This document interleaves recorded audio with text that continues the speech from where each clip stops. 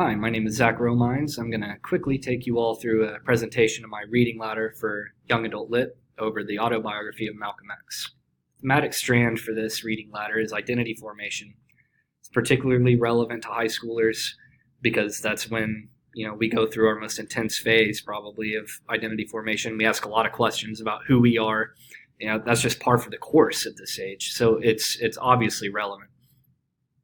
The key questions that I would kind of have students reflecting on throughout this are, questions surrounding nature versus nurture.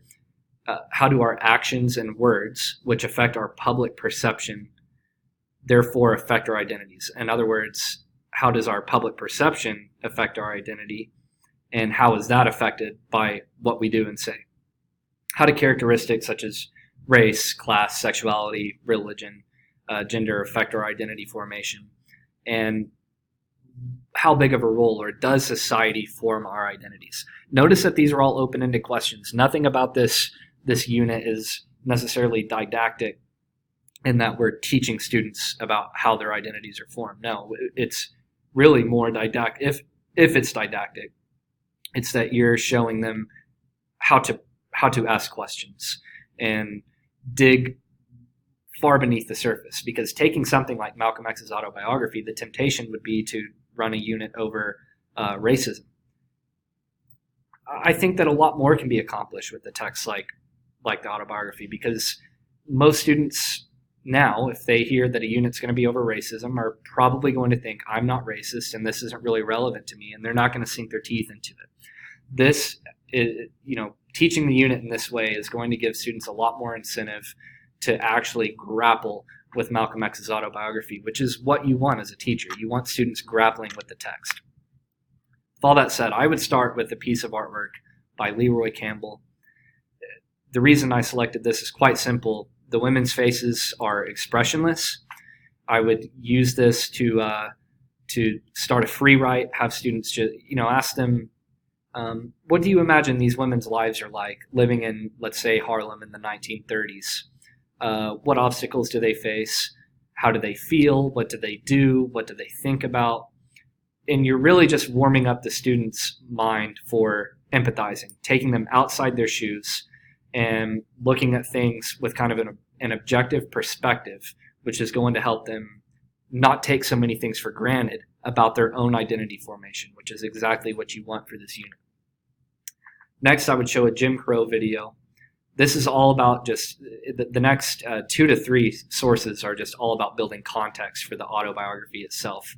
Obviously, understanding more about the world in which Malcolm X was growing up in is going to help students contextualize him as a person.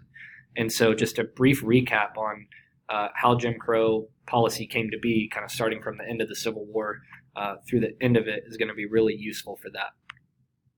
I would also just kind of briefly introduce them to Marcus Garvey and his biography. His ideologies, kind of black nationalism, were greatly influential on Malcolm's father, which therefore trickled down to Malcolm, who was really influenced by his father. So it lends itself, one, to just kind of having students think about, okay, what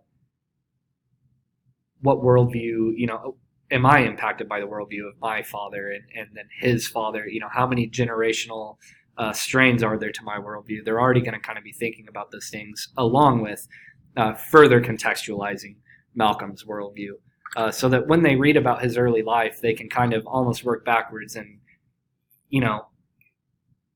hear things that he experienced along with what he was perhaps being injected with through his dad, who was influenced by Garvey. Then I would show Malcolm at his best in this speech.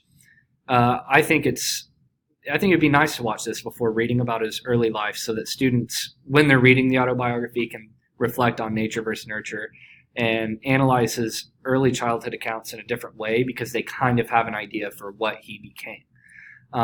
And they can almost kind of trace things backwards rather than wondering, what was he like? And just hearing his voice, seeing him in action, I think it really helps bring him to life, bring his prose to life even in the autobiography. One thing I forgot to mention, a consideration when you show this is some students may want to talk about or bring up the fact that he was kind of polarizing and not necessarily peaceful like MLK was, and that's kind of his reputation. So his language, like, we'll have to burn the house down. A lot gets talked about today of, speech that incites violence. And so that might be a useful time to talk about that. Instead of using like current people's speeches that might be polarizing, you don't want to bring up a current political figure because then you're alienating half the class, basically. Talk about Malcolm X and you can have an honest conversation about what is speech that incites violence. What is that? So just consider, you may not want to do that because it's not necessarily relevant to identity formation, but be ready for it because some students may bring that up. Then I would have them read the first few chapters of the autobiography of Malcolm X, kind of through the ages, his high school ages, the ages that they are, so that it's just most relevant to them. It makes sense to dive into it at this point because context and curiosity have been built with the previous 4 sources. They're ready to dig into this guy. And you're just going to want to consider that some of the content in this is perhaps a little sensitive. There's some allusions to drugs and sex. His dad gets lynched. So there's some potentially sensitive things here, but just be on guard for that.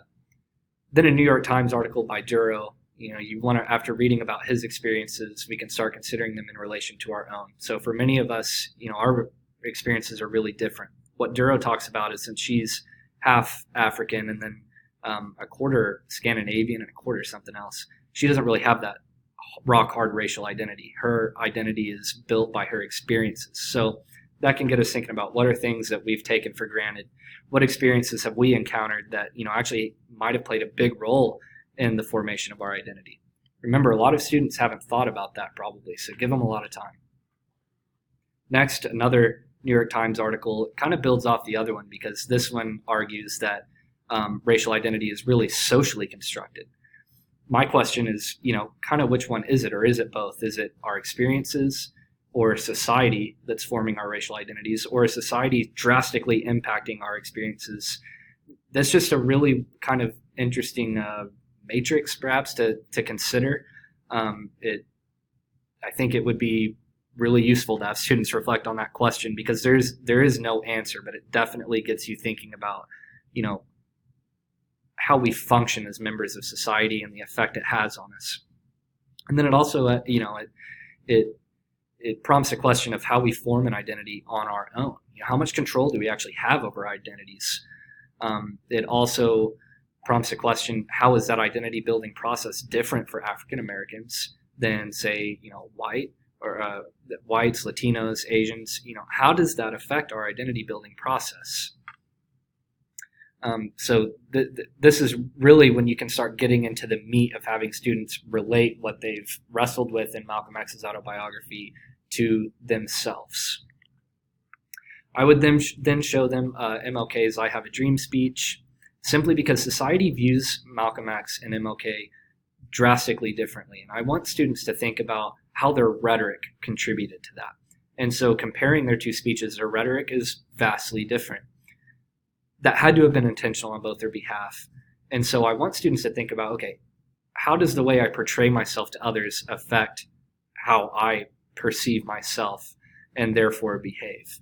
I think that's something that maybe can get lost in today's society, is giving agency to the person to portray themselves and be responsible for portraying themselves in a way that they want to be viewed.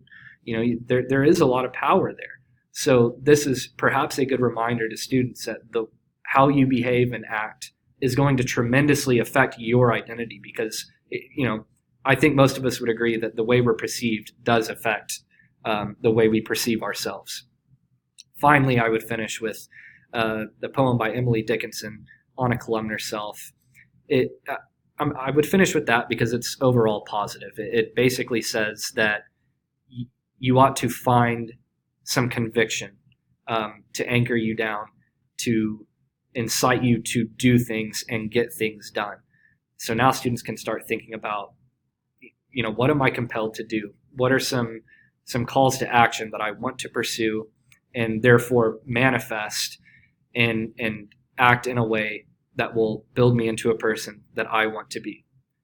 Thank you for your all's attention, and I hope you enjoyed this, and have a nice day.